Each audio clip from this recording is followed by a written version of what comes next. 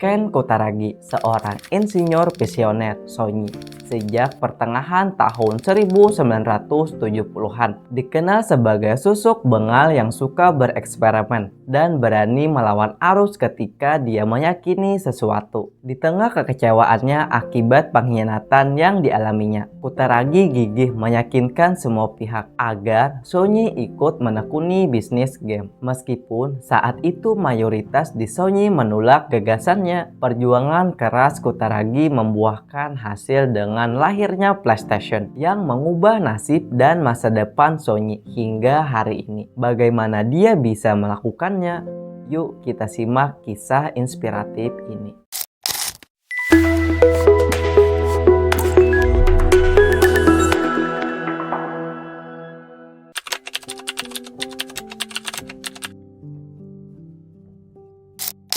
Ken Kutaragi adalah anak dari seorang pemilik percetakan yang telah banyak berkontribusi pada teknologi baru yang dikembangkan oleh Sony. Salah satu inovasi yang kita nikmati sampai sekarang adalah teknologi LCD yang menjadi pondasi bagi banyak teknologi display modern. Kutaragi juga mengembangkan teknologi kamera digital yang merevolusi dunia fotografi, membuat fotografi digital menghasilkan gambar yang lebih nyata.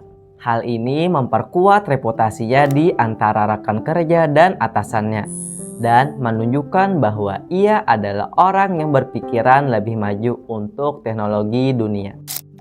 Berbasis visinya ini, Kutaragi berusaha membawa Sony terjun ke dunia game. Suatu sore, ketika pulang kerja, dia melihat putrinya bermain Nintendo. Sebagai ahli teknologi audio digital, dia kecewa dengan kualitas audio dan tampilan gambar Nintendo yang sederhana. Dari kekecewaannya itu, Kutaragi memutuskan bahwa ia ingin terlibat dalam industri video game yang masih muda, tetapi berkembang pesat di dunia visual.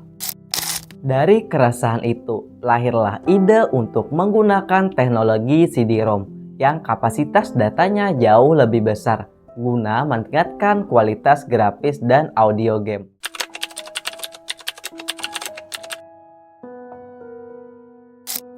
Pada tahun 1988, Nintendo memutuskan untuk memanfaatkan CD-ROM pada Super Nintendo Entertainment System. Melihat peluang ini, Kutaragi diam-diam menghubungi Nintendo dan menawarkan bantuan untuk mengembangkan chip suara yang lebih baik untuk SNES. Dengan bantuan sumber daya Sony, dia berhasil menciptakan chip SPC 700 yang secara signifikan meningkatkan kualitas suara SNES yang tak tertandingi.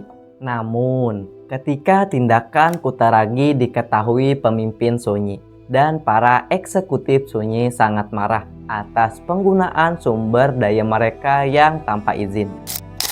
Kutaragi menghadapi kemarahan besar. Meskipun begitu, dia tetap berani menghadapi Nario Oga, CEO Sony kala itu, dan mencoba meyakinkannya bahwa Sony perlu ikut menggarap industri game. Usulannya sempat ditolak, namun Kutaragi terus gigih meyakinkan semua pemimpin Sony tentang potensi besar industri game. Hingga akhirnya Kutaragi mampu meyakinkan semua pemimpin Sony. Melalui video game, Sony menghasilkan banyak uang. Kutaragi telah membuktikan kepada atasannya bahwa industri game memiliki potensi besar untuk menghasilkan banyak keuntungan. Perjuangan Kutaragi berujung pada restu dari Oga untuk melanjutkan proyek video game. Kutaragi dan timnya bekerja sangatlah keras untuk mengembangkan teknologi CD-ROM yang akan dipakai di SNES, berkolaborasi erat dengan para insinyur Nintendo yang kemudian lahirlah Sony Nintendo PlayStation. Namun, pada saat-saat genting, Nintendo tiba-tiba menghentikan kerjasama dengan Sony dan beralih ke Philips. Pengkhianatan dari Nintendo membuat Kutaragi dan timnya kecewa berat, tetapi kedua perusahaan memutuskan untuk mempertahankan hubungan kerja mereka karena Nintendo sudah membayar cukup mahal untuk chip audio Famicom dari Sony.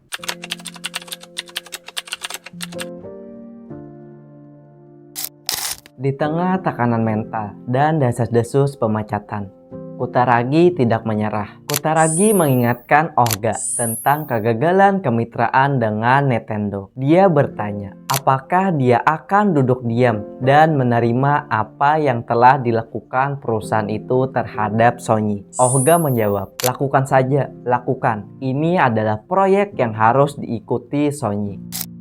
Kutaragi kembali menghadap Ohga dan menyarankan agar Sony maju sendiri menciptakan konsol game. Dari presentasi Kutaragi yang menyentuh sisi emosi Ohga, dia berhasil meyakinkan CEO Sony tersebut untuk melanjutkan proyek PlayStation. Setelah mendapatkan lampu hijau dari Ohga, Kutaragi dan timnya dipindahkan ke Sony Music, sebuah divisi terpisah dari Sony Corporation. Perpindahan ini memberikan mereka kebebasan dari pantauan para eksekutif Sony yang skeptis. Pada tahun 1933, Sony mengumumkan pengembangan PlayStation sebagai proyek solo, dan pada tanggal 3 Desember tahun 1994, PlayStation diluncurkan di Jepang dan di Amerika Serikat. Konsol ini terjual lebih dari 100 juta unit di seluruh dunia. Kurang dari satu dekade dengan judul klasik gamenya seperti Gran Turismo, Tomb Raider, Metal Gear Solid, dan Final Fantasy yang mendefinisikan masa kecil di seluruh generasi, mengalahkan konsol mirip rekan kerjanya yang menjadi pesaingnya. Sedangkan Nintendo yang terjual 64 juta unit, Sony telah menggeser mantan pengkhianatnya itu ke posisi 2, yaitu Nintendo, posisi kedua yang lebih jauh. Suksesnya PlayStation membuka jalan bagi generasi konsol game selanjutnya dan mengubah landscape industri. Hanya berserang 5 tahun pada tahun 1999 menyusun peluncuran PlayStation pertama. Kutaragi diangkat menjadi presiden dan CEO Sony Computer Entertainment. Selama masa jabatannya sebagai presiden, ia mempelopori peluncuran PlayStation 2 generasi berikutnya. Sistem permainan rumahan terlaris sepanjang sejarah dengan lebih dari 120 juta unit yang dikirim ke seluruh dunia. Pada tahun 2004, Kutaragi dinobatkan sebagai salah satu dari 100 orang yang paling berpengaruh di dunia. Selama periode yang sama, dia diangkat sebagai Presiden Eksekutif Game Designer Group dan Broadband Network Company untuk Sony. Kutaragi yang dikenal sebagai Bapak PlayStation pada tahun 2007 mengumumkan pengunduran dirinya secara resmi dari Sony selama 30 tahun mengabdi, dan memutuskan untuk pensiun dengan reputasi dan hasil yang gemilang.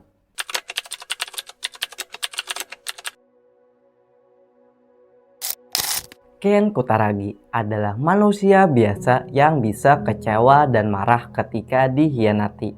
Namun, dia mampu mengubah rasa kecewa menjadi energi positif yang mengembangkan semangat untuk berkarya dan berinovasi. Dengan dukungan Nario Ohga, Kutaragi berhasil menciptakan produk yang revolusioner. Kisah mereka adalah teladan tentang bagaimana mengubah kekecewaan menjadi keberhasilan. Kini giliran Anda untuk belajar dari mereka dan menciptakan karya yang fenomenal.